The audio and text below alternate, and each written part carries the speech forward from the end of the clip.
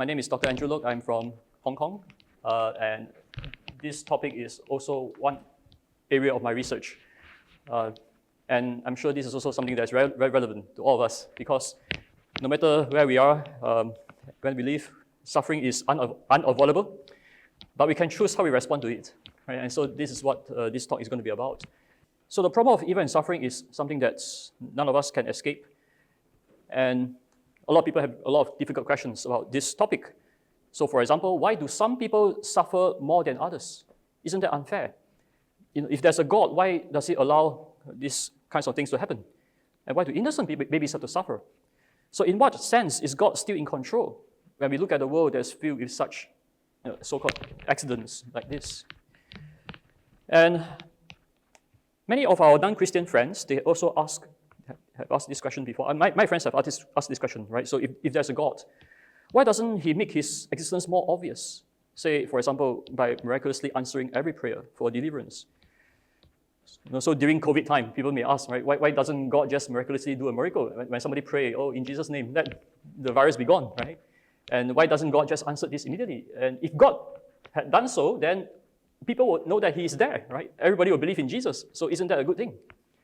So these are questions that people have raised. And so how can we biblically respond to these challenges, and how can we help others to respond to these challenges? So this is what we are going to talk about for this afternoon. And I'm going to split my talk into two parts. Okay, so I'm going to speak for 20 minutes on the first part, and I'm going to pause and take some questions, and also to have a time of discussion as well. Okay, so I'll give you all some things to think about. And then after that, I'll continue with the second part, and then I'll answer some questions. All right, so let's start with the first part about the problem of evil and suffering. Now, there is an intellectual aspect to this problem, and there is also an emotional aspect to this problem.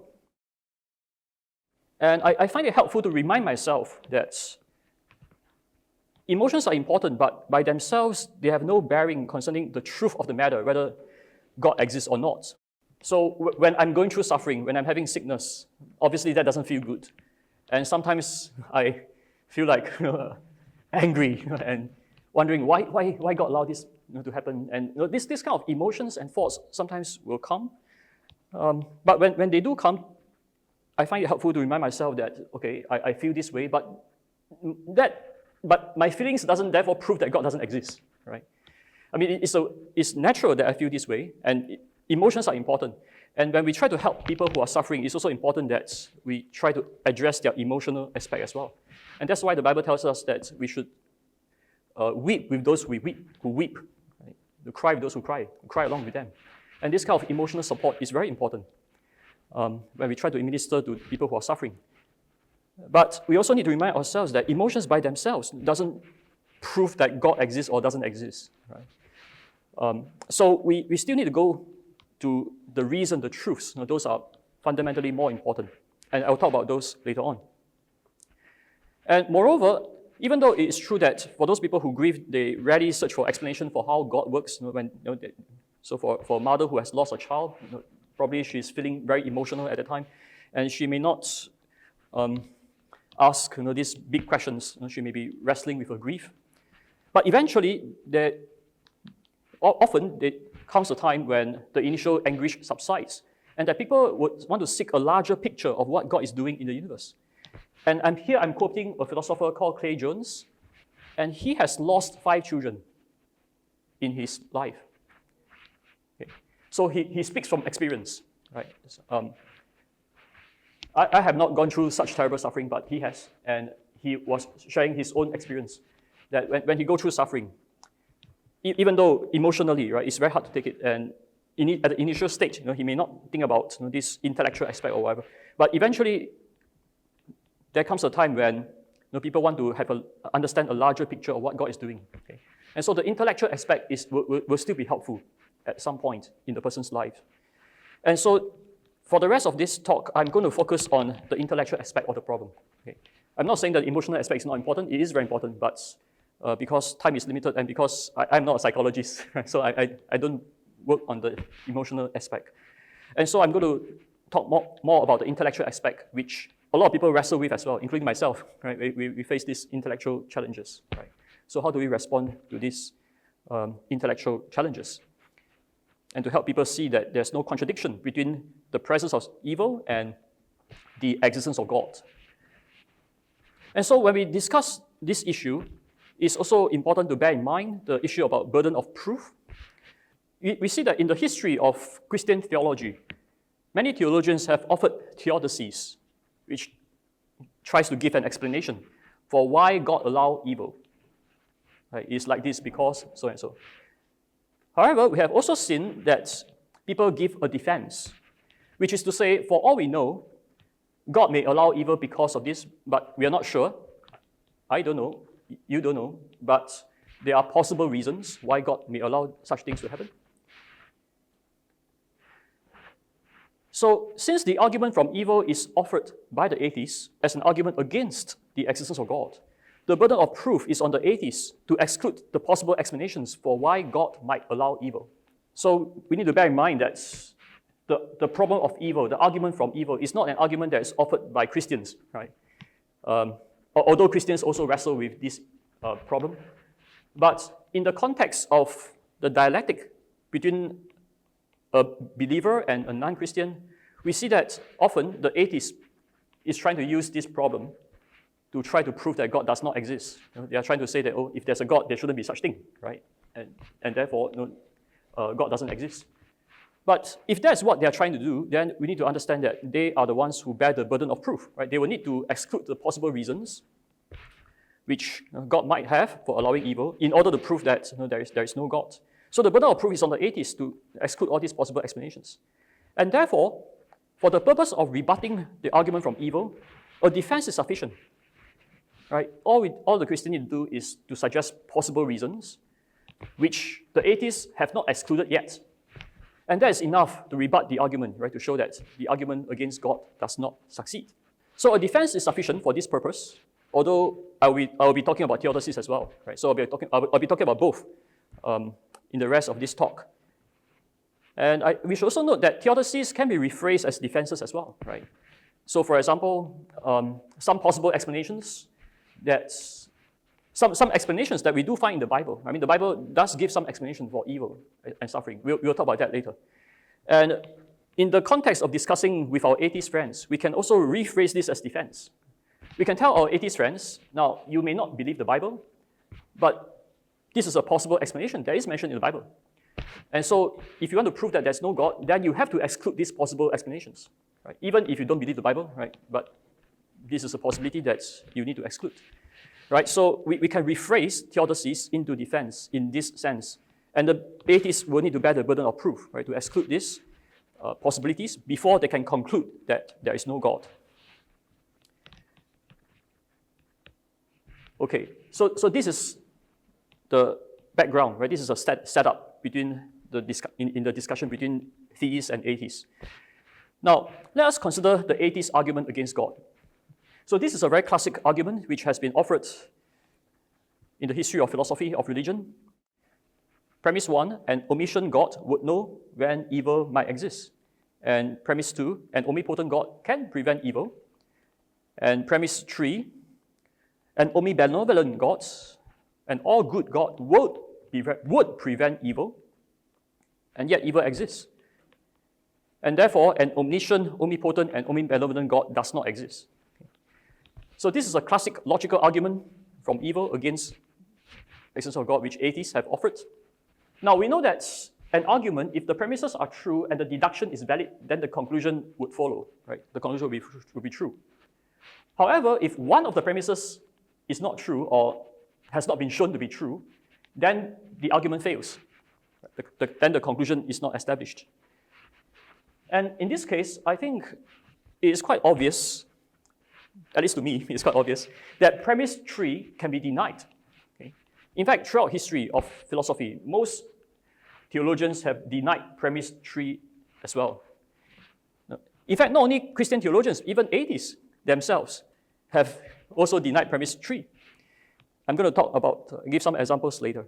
So, for example, we can give a defense in response to premise 3. We can say that for all we know, an all-good God might allow evil for good reasons. Right? So it's not necessarily the case that an all-good God would prevent evil. He might allow evil for good reasons. Now, in fact, as I said earlier on, even non-Christians philosophers have recognized this as well.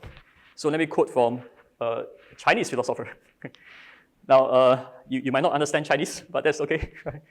But basically what this Chinese philosopher Mencius is trying to say is that before heaven confers a great responsibility on a man, he would first test his mind and will, stir his heart, harden his nature, and increase his ability to do what he was not capable of before.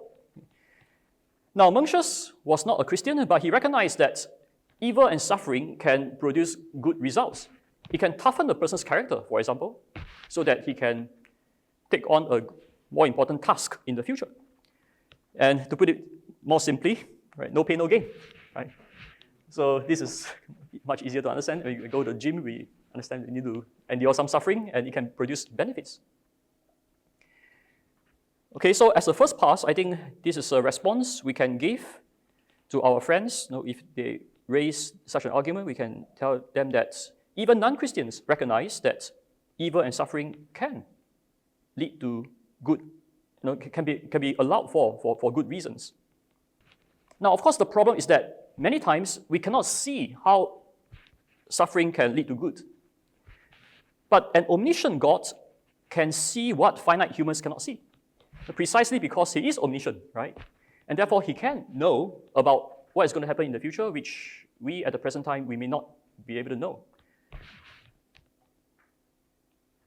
And the good which God intends may emerge many, many years later at another location to another person, or it may emerge in the afterlife. Now, I think the problem here is that many atheists, they assume that there's no afterlife. And that is why when they see how an instance of evil happening and a person died from it, right? They see that why would God allow this to happen? This person didn't do anything, an infant, a baby died. The baby didn't do anything wrong, it seems, so why would God allow that to happen? So for many atheists, this is a problem because they assume that there's no afterlife, and therefore they cannot see how such a suffering or death can lead to something good for that person. But however, we Christians, we believe that there is afterlife, right? And we believe that God can work things out for good in the afterlife. And so that will be a possibility that our friends will need to exclude, right? So in order for them to prove that there is no God, they will need to prove that there's no afterlife in order for their argument to succeed. But they cannot prove that, right? They cannot, there's no way they can prove that there's no afterlife in order to prove that there's no God, in order to prove that there's no afterlife, unless they assume there's no God. If that's the case, then it'll be a circular argument as well, right, on their part. And so I don't think the atheists can succeed in proving that God does not exist based on the problem of evil. Okay. Now, when we look at the Bible, in fact, we see such an approach being used in the Bible. So one of the books in the Bible that discuss the problem of evil and suffering is, of course, the book of Job. It's the whole book about suffering. Now, one thing we realize when we read the book of Job is that God did not tell Job the specific reason for why he suffered. God did not tell him. Now, does that mean that there's no reason? Now, actually, we know that there's a reason, right? For us who read the Bible, we know that in chapter 1 of the book of Job, God had a discussion with Satan. And Satan was saying things like, okay, Job, God was telling Satan that Job was a good person.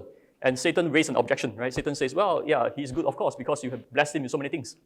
Now, if you take away these things, he will curse you on the face, right? So that was a conversation that went on. And the readers knew that there was such a conversation, and there was a reason why Satan was allowed to test Job. But Job himself was not aware of this reason. Job didn't know. And the Bible didn't say that God told Job the reason. Rather, God simply asked Job a series of questions. Now, a lot of people have wondered, what is the point of these questions? I have students who ask me, right, why ask these questions about the eagle, the behemoth, and all these things? What's the point? Now, actually, the point is that God wanted to point Job to the wonders of creation that reflects a wisdom and a power that's far beyond our own. So when Job looked at these things, And by the way, I think this is also a helpful response when we face the problem of evil and suffering. So for example, when I face suffering, I have found it very helpful actually to just go out into the nature and to look at the nature, to enjoy the beautiful nature, to look at God's creation. And it's a helpful reminder for myself to see that when we look at creation, we can understand there is a creator who is far greater, far more knowledgeable than myself. And so he may know of some good reasons for allowing evil and suffering which I may not be aware of. Right? So that, in fact, is the response to Job. And Job came to realize that as well. So this line of reasoning we find it in the Bible. And Job realized that his understanding of God is limited and that he could rest assured in the knowledge that there is a God who is in control. And he knows what he is doing, even though we may not know. Okay, so an omniscient God would know what finite humans do not know. And I think this is a very reassuring thought, right? To know that there is such a God. And therefore, it will be fallacious to conclude that God doesn't exist just because we don't know why he allowed evil and suffering. It will be like a child going through vaccination and he says, I cannot see why I have to suffer this needle prick and therefore my parents do not exist. Now, of course, this is a fallacious argument, which I think our children are not as stupid as this, right? They will not make such a bad argument. And likewise, just because we don't know at this present time why we suffer, it doesn't mean that therefore God does not exist. And therefore, the argument from evil fails to prove that God does not exist. Okay? And so the key point here is don't let any instance of evil and suffering lead you to disbelieve that God exists. Okay, that's the important point, right? It's irrational. Okay? It is irrational.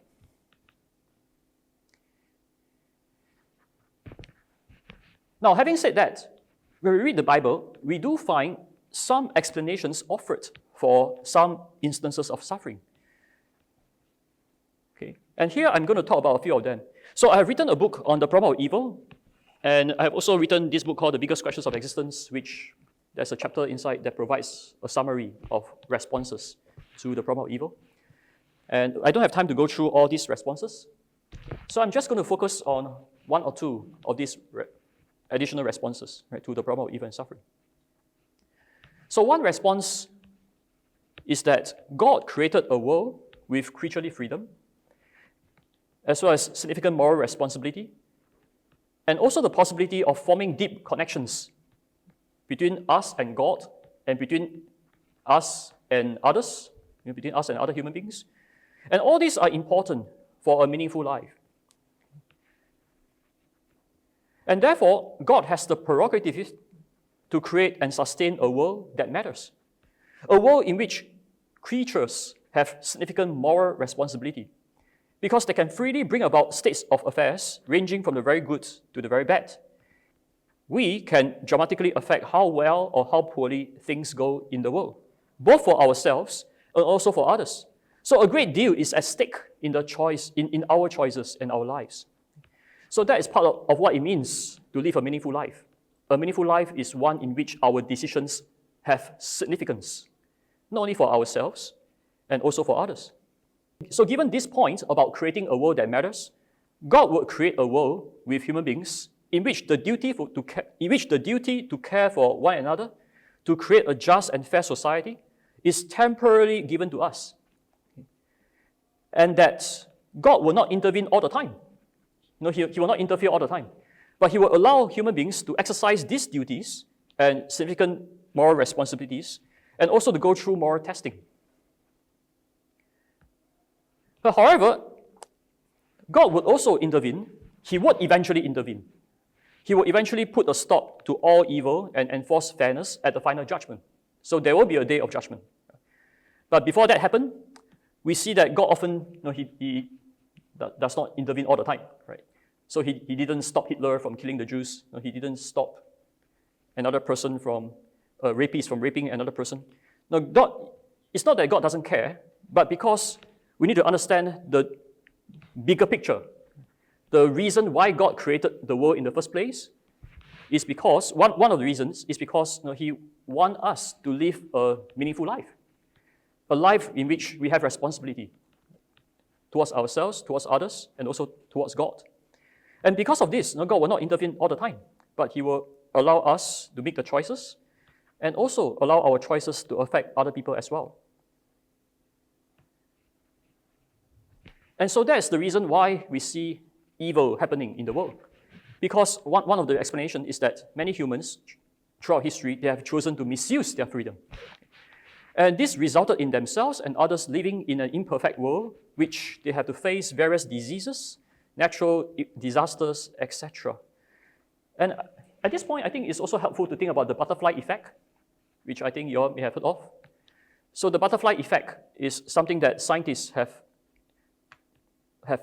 pointed out, right? So for example, the flapping of the wings of a butterfly may lead to consequences that can result in a tornado that happens somewhere else. So a little action can have much bigger consequences. So likewise, I think this helps to make sense of why, for example, a wrong action by Adam, right, could have disastrous consequences on the rest of humankind. We can think about this in terms of the butterfly effect, right? That his wrong choice can affect the future generations, and that's why we are now living in an imperfect world. But it's also not just all because of Adam, but also because we ourselves have also made wrong choices as well, right? So we shouldn't put all the blame on Adam, right? But we ourselves, we sometimes make wrong choices as well. And so this can also have a kind of accumulated effect on the rest of human history as well. We may not realize this, right? But the butterfly effect explains, right? And that's why our choices are so important. We have to be careful about the choices that we make. Now, another important point to bear in mind is that God did not just create humans with free will, but according to the Bible, God created angels as well. So angelic beings also have free will. They can choose to do evil, and the wrong choices that they choose can also have a butterfly effect. It can also lead to disastrous consequences on the rest of creation. In fact, when we read the book of Job, we find this, right, in chapter 1. Why did Job suffer? Why did his children die?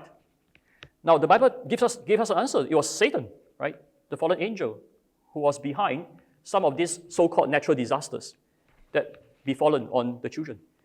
So what people see as natural disasters may not be fully natural, in the sense that fallen angels, for example, they can act causally at some point in natural history, which can have a kind of butterfly effect that resulted in natural disasters happening that affect human beings. And therefore, I'm not saying that every earthquake is caused by the devil, right? I'm not saying that, every earthquake is explained by the devil. I'm not saying that, right? Now, of course, we know that earthquakes can have so-called natural causes, right? Scientists can study the geology, explain how these events happen. But then we need to think a bit deeper, right? So could it be that this imbalance, right, in the natural world, can this imbalance be caused by some other events that happened earlier on in history, that's perhaps at the quantum level or a very, very minor level, the devil or Satan or whatever, they could have caused some imbalance that resulted in some initial conditions going wrong, and therefore, according to the so-called natural laws, then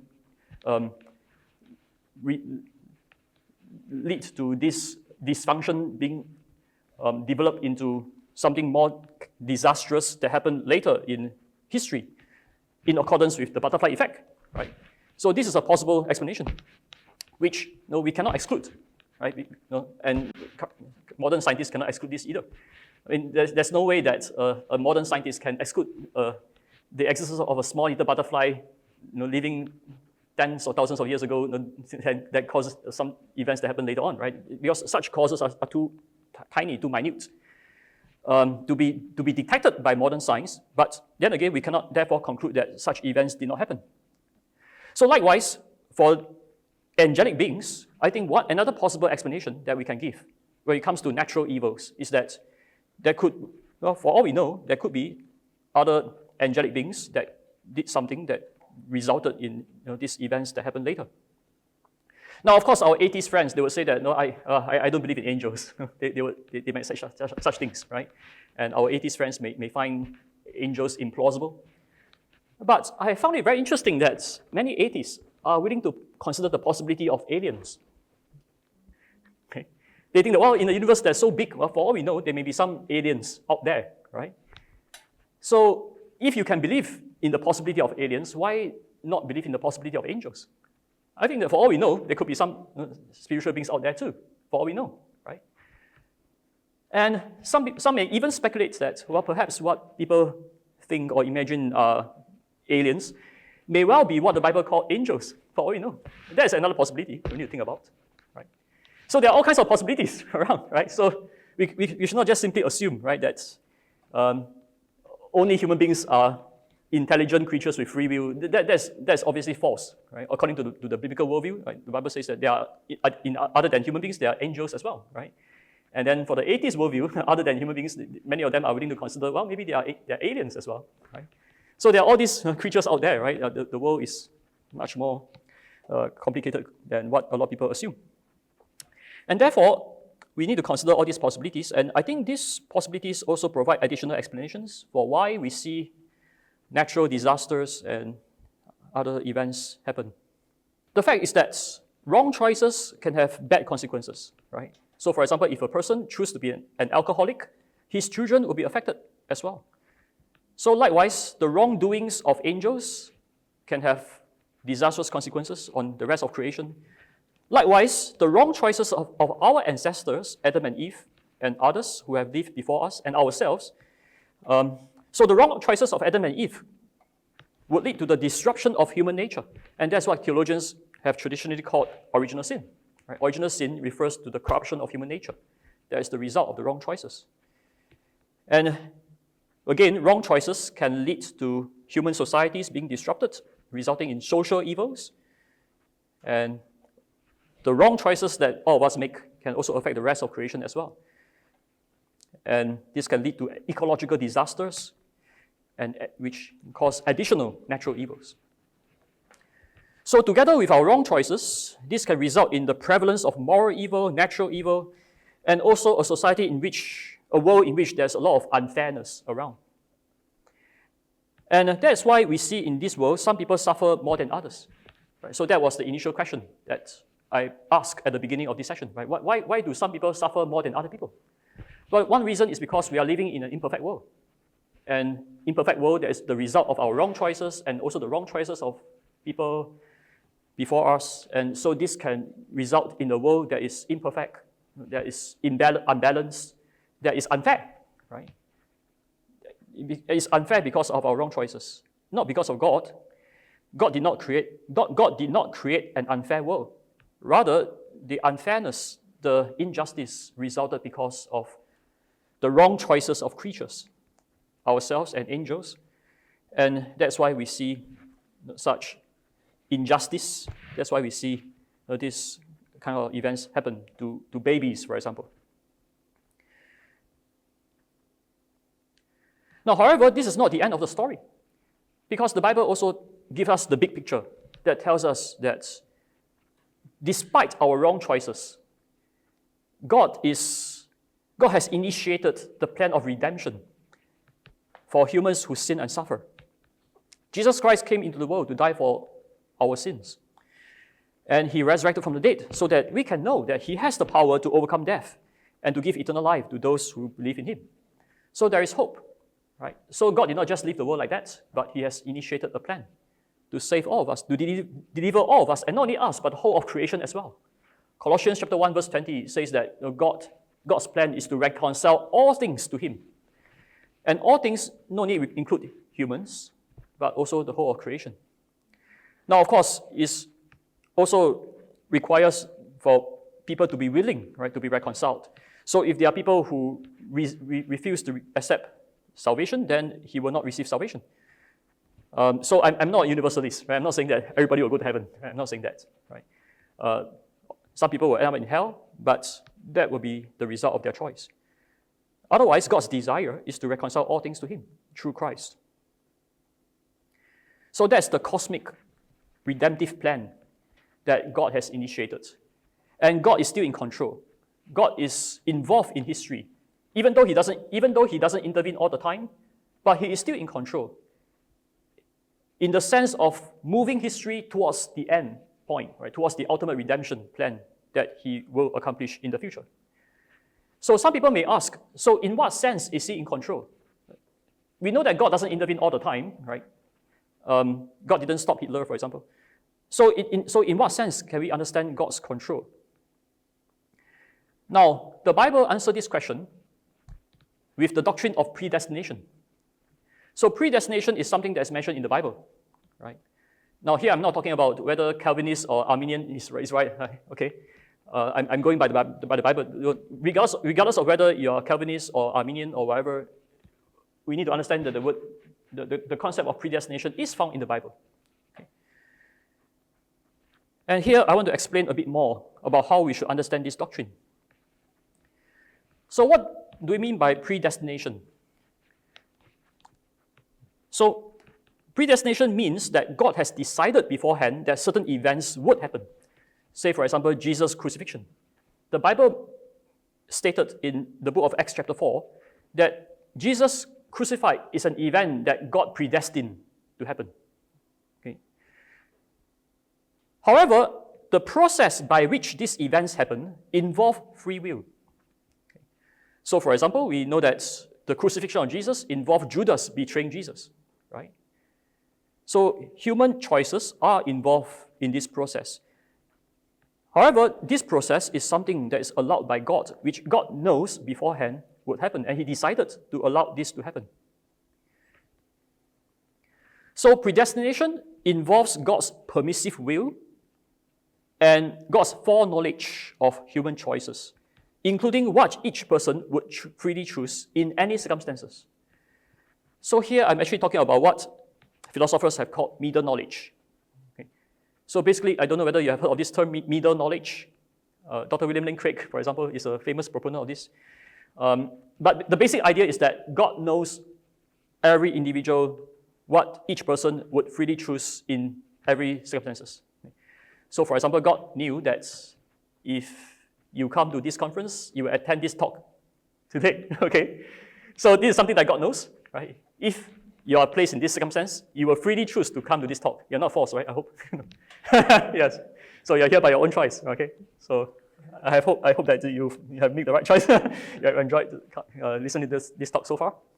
So this is your choice, right? But it's also in God's predestined will. Right? God allowed this to happen, right? And God knows that it will happen. And God is the one who arranged at least some of these conditions. So for example, we are not the ones who determine when we are born or where we are born, right? That is not something of my choice. Okay? So there are some things which I choose, but there are other things which it's not my choice. Now we can say that ultimately God is the first cause, right? He's the one who created the universe. And he has created human beings and created some initial conditions which he knew would lead to particular circumstances in which it will determine that you are born, say for example in Ukraine or in Singapore, myself, right? So in those circumstances, right, that's where we find ourselves. And in those circumstances, we then make our choices, right? Whether I will choose to fly from Singapore to here or not, for example, right? I make that choice, right? But the fact that I'm in Singapore, I was born a Singaporean, that is not my choice, right? So we find that there is the events that happen involve God's choice and human choice. And God knew what human would choose, and God allowed certain things to happen. And this is how God ensured that what he predestined will happen. So for example, God knew that if he were to send Jesus to be born in first century Palestine, God already knew that Jesus would have one disciple called Judas, and Judas would betray Jesus, right?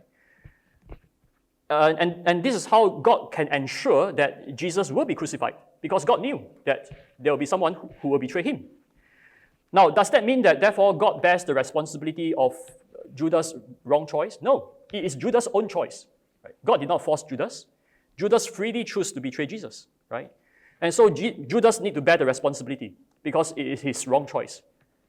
But nevertheless, God allowed this to happen because God knew that this wrong choice, even though it is done out of evil intents, and Judas doesn't deserve any reward but punishment, right, for what he chose, But nevertheless, God can work all things out for good, such that this wrong choice can result in the crucifixion of our Lord, who then accomplishes salvation for all of us.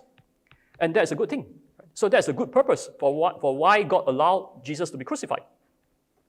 And so once we have this understanding, we can see how God can work all things out for good, even though very often in the history, people make wrong choices, right? People for wrong motive, but God can still work all things out for good. And so this is how we can understand that. So in this sense, God is still in control, even when bad things happen. And therefore, understanding predestination is very important for when we face evil and suffering. Because this doctrine helps us to realize that God is sovereign.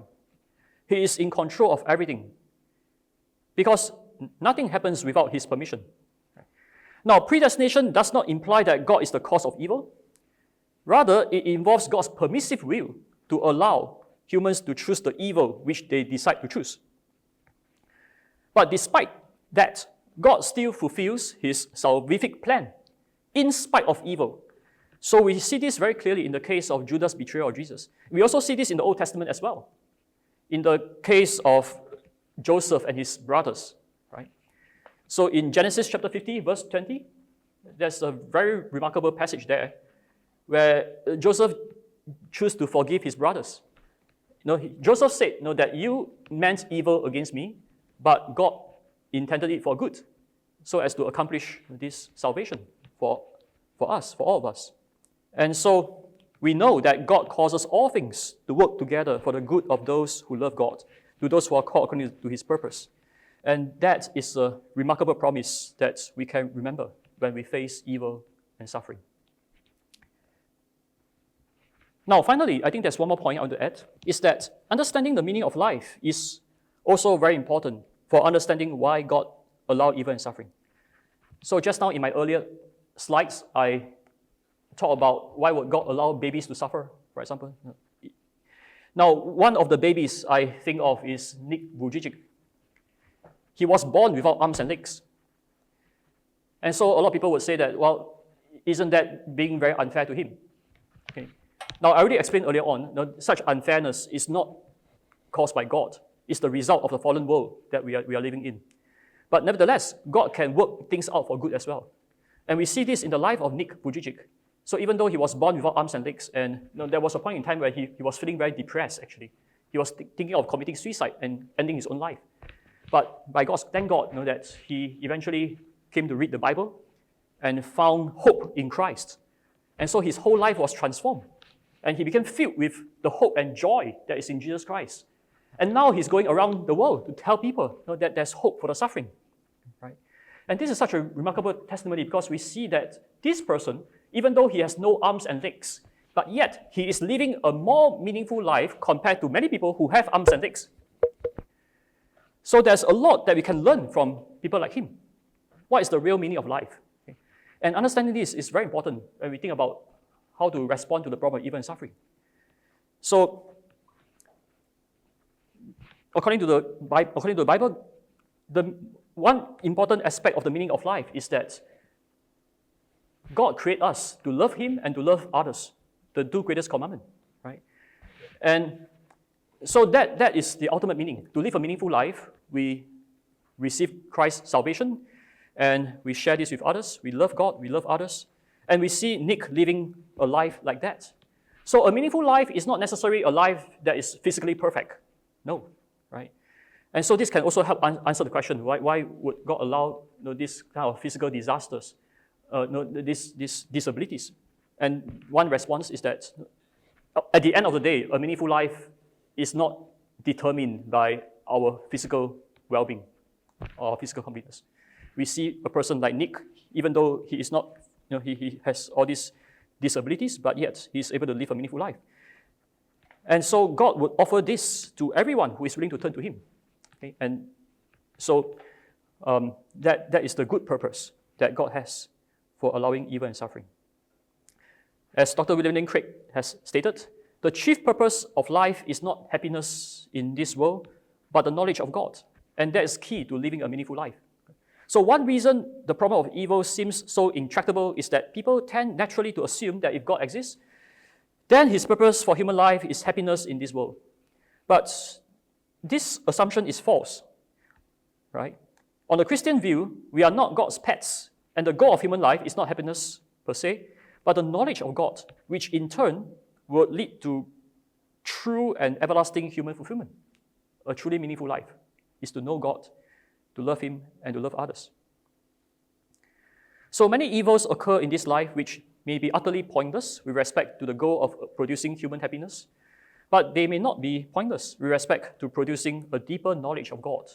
Now, of course, whether God's purpose is achieved or not through our suffering will depend on our response. Do we respond with anger and bitterness towards God, or do we turn to Him for faith and strength to endure? Now, we cannot prevent suffering from coming to us, but we can choose how we respond to it. And that's the key. Okay? So if we respond in a way, we choose to love God, we choose to have a deeper relationship with God through the process of suffering, then we will experience how the evil and suffering can turn out ultimately for our good and also for the good of others as well. So as I mentioned earlier on, that another objection that our friends have often raised is that if there is a God, why doesn't He make Himself more obvious when dealing with evil and suffering, so that, say for example, do a miracle, right, to eradicate all illnesses during the time of COVID, so that to help everybody to believe in Him? So this is the problem of divine hiddenness. And the first thing I want to note is that this is actually not a new problem, right? In fact, we find divine hiddenness in the Bible too. So for example, Isaiah chapter 45, verse 15 says that, truly you are a God who has hid Himself. You're God who hid Himself. And in the Bible, we also see that there are many instances of believers in God wrestling with this issue. Say, for example, in the Psalms of David, right? How long, O Lord, will you forget me? So when these believers, they ask this question, they are wrestling with the problem of divine hiddenness. It seems that God is hidden in some sense. But on the other hand, the Bible also reveals to us that God is hidden in some sense, but He's not totally hidden, right? Because there's also many passages that talks about divine revelation. So God has revealed Himself through His creation. We call this general revelation. And God has also revealed Himself in history through the inspiration of the Bible and also through the person of Jesus Christ. So we call this special revelation. And there are plenty of evidence for this revelation. So in the case of general revelation, and also special revelation, we can say that, now the first point is that the lack of more obvious evidence does not mean that there's no evidence. Right? So the lack of more evidence for God doesn't mean that there's no evidence at all. On the contrary, there is plenty of evidence from creation, from in nature, and also in history to point to the fact that there is a creator of the world. So earlier on, I was at the Science Network with Alex. We were talking about the evidence of physics, cosmology. So there's a high degree of order of the physical world, which points to a creator and a designer. That such a high degree of order couldn't just came about by random collisions of atoms or whatever, right? But there must be a designer who designed this universe. And the fine-tuning of the universe, and also the cosmological arguments. So all these arguments points to the existence of a first cause, a creator, a God who created the universe. And I discuss all this also in this book in detail on the biggest questions of existence. I talk about all these arguments, the evidence. So there's plenty of evidence to show that there is a creator God. Okay? So even though we may lack more evidence, more obvious evidence, but that doesn't mean that there's no evidence. In fact, there is already enough evidence to let us know that there is a God and that this God has revealed Himself in history. Now we can also talk about the historical evidence for Jesus' resurrection, for example. Right? So there's also good evidence to show that Jesus resurrected from the dead miraculously, and this is a divine vindication, right? God has raised Jesus to demonstrate that the God who created the universe is the God of Christianity. And therefore, I think I find the analogy of a jigsaw puzzle to be helpful. Right? So in a jigsaw puzzle, you don't have all the pieces. Say, for example, we don't know everything, right? But even though we don't know everything, that doesn't mean that we don't know anything. Right? There's quite a lot of things we know. And based on the things we know, we can know that there is a creator. Right? So likewise, even though we don't have all the pieces here, but at least we can have some understanding of the big picture. The big picture. And so the big picture answers the question, why is there good and evil? What is the highest good? What's the meaning of life? Where do we come from? Where we are going? And as I will argue, atheism fails to provide the correct answers to all these important questions. Atheism doesn't answer all these big questions, right? The foundation for morality, and ultimate origins. But Christianity offers the answer to all these big questions. And so with the big picture in mind, we can then answer the other questions concerning evil and suffering, and also why, and also the issue of divine hiddenness, right? So we can use this big picture to address the rest of the objections. Now, so the first point is that the lack of more evidence doesn't mean that there's no evidence. There's already sufficient evidence for us to believe in Christianity, believe in Jesus Christ. Now, the second point I want to highlight is that partial hiddenness is necessary for moral testing. Okay? So here I give an illustration. Right? Suppose I tell my children that there are these sweets on the table, and I tell them that you shouldn't eat the sweets. Right? Now, if I'm always there in front of my children, looking them in the face, being very obvious to them, then obviously my children will not eat the sweets, right? But if I would like my children to go through moral testing, what I can do is I can hide myself.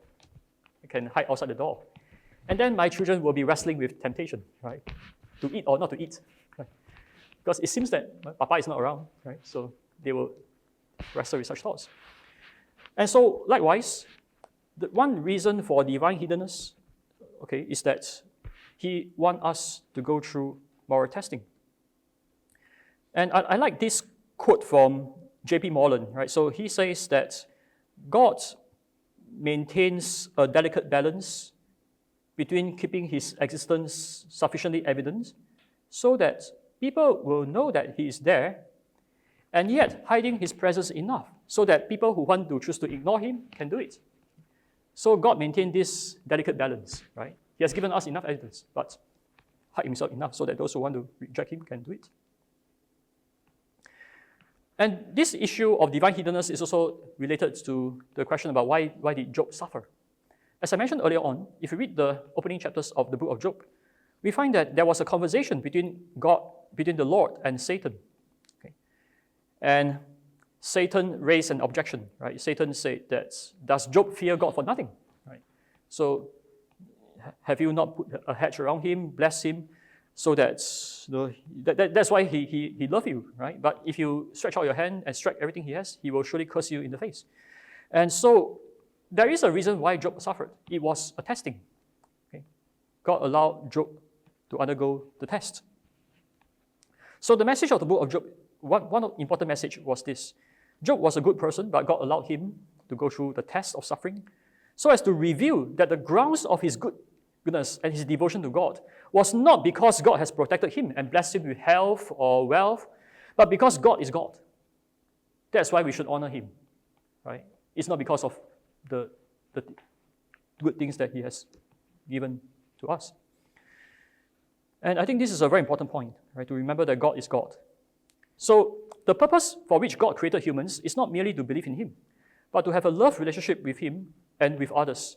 And the building of a love relationship often requires going through testing. So I think this is also an important point which I share with my non-Christian friends, because they assume that God wants everyone to believe in him, right? And so if that's the case, why not do a grand miracle to show everybody, so everybody will believe in him, right? But we need to remember that the purpose why God created humans is not just to believe in him, but rather is the ultimate purpose is this love relationship. And this love relationship requires going through testing to reveal what is the ground of the love, what is genuine in the motive, in the love. And the meaning of belief, which the New Testament talks about when trusting in Christ, is not just an intellectual recognition that God exists, but it's a relationship of trust that leads to a love relationship with God. That's what belief is about. And intellectual recognition that God exists by itself does not necessarily lead to a love relationship. Just as somebody recognizing that his parents exist doesn't mean that he will love the parents, not necessarily, right? So the reason why God let people go through testing is not because God doesn't know the outcome, but to reveal people to themselves. Given that God knows everything, of course God will know whether, say for example, Peter would fail. Jesus already knew that Peter would deny Jesus 3 times. But yet the problem is that Peter did not know this, right? Peter says that I will never betray you. And so it's very important for Peter's relationship with God to let Peter go through testing so that Peter can know himself truly, to know who he is. Okay. So Jesus allowed Peter to undergo the testing in order for Peter himself to know the true state of his heart. And such a knowledge is necessary for an honest and authentic relationship between humans and God. And therefore, testing is necessary at this stage of our existence before the final judgment. And the other point which I find helpful is the doctrine of middle knowledge, which I have already talked about just now, that God knows what any one of us would choose in whatever circumstances that we are placed in. And so, given that this is the case, the eternal destiny of people is not subjected to the contingency of their circumstances. And I think this is also an important point. Because some people may raise the question, right? If somebody is born in North Korea, for example, he or she may not get the chance to know about the cosmological argument or to watch the videos that Alex has produced. Right? So they may not discover the evidence that God exists. So isn't it being unfair to them? Isn't their eternal destiny subjected to the contingency of the circumstances? Isn't that depend on where they are born or whether they have a chance to watch Alex's videos or not, Alexander's video or not, right? So one response to this is we don't have to worry about that, right? Because God is more concerned than us about their salvation, actually. So in God's middle knowledge, God has arranged the circumstances such that people whom God knew would be willing to enter into a relationship with God will eventually get to find out about the evidence such that they will enter into this relationship and experience salvation. So this is a third response to the problem of divine hiddenness, right? Is that we don't have to worry about the contingency of circumstances because given God's middle knowledge, He can arrange the circumstances in such a way that people's eternal destiny is not subjected to the contingency of their circumstances. Rather, ultimately, it depends on our free choice, right? Our free will, in response to what? Our free will, right? And God will ensure that those who will freely respond to Him will eventually get to respond to Him. On the other hand, it could also be the case that for people who are not willing to respond to His love, even if God gives them more evidence, they will not be willing to do so. And here I find the Chronicles of Narnia to be quite helpful. I don't know whether you have watched the second episode in Prince Caspian. It talks about this evil king Miraz. So even though he was given a lot of evidence, okay, and even this Edmund and Caspian, they keep showing him mercy and again, but yet Miraz, he still want to stab him at the back, right? So this shows that there are people who are like that. They would choose evil to the end. So even if you give them more evidence or show them more mercy, right, they would still choose evil. Now, the fourth point is that God wants people to learn to love one another and to be responsible to one another. And so that's also the reason why God doesn't do a grand miracle to eradicate COVID once and for all, but rather He wants us, in particular Christians, we to practice care and concern and healing for others. Right? So God wants us to take care of the sick ourselves, to bear this responsibility, to show love to others. As Robin Collins pointed out, the meaning of life for human beings is related to forming deep connections and contributing to the welfare of others, such that if God were to directly provide for the welfare of others, this value will be lost. Okay? And so that's also another reason why God doesn't intervene all the time. God wants people to learn to love one another. So a man once looked at a starving child and asked, God, how can you allow such suffering? Why don't you do something? And God answered this person, well, I have done something. Right? I have made you. Okay. So you go and do something. Right? I go and do something. We need to go and do something to help other people.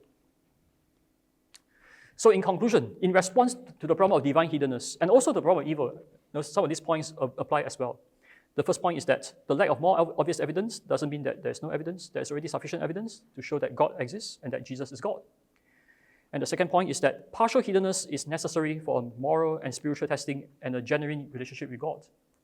The third point is that we can also use the middle knowledge doctrine to help to answer this problem, to show that ultimately the eternal destiny of people is not subjected to the contingency of their circumstances. And finally, God wants people to learn to love one another and to be responsible to each other and to help those who are suffering and to share the gospel. And so God doesn't just do a grand miracle and then so everybody believes, but God wants us to share the good news with others. Okay, so at the end, what you can say is that God is hidden, but he's not totally hidden. The Bible promised that God said, you will seek me and find me when you seek me with all your heart. We will find him if we seek him with all our heart.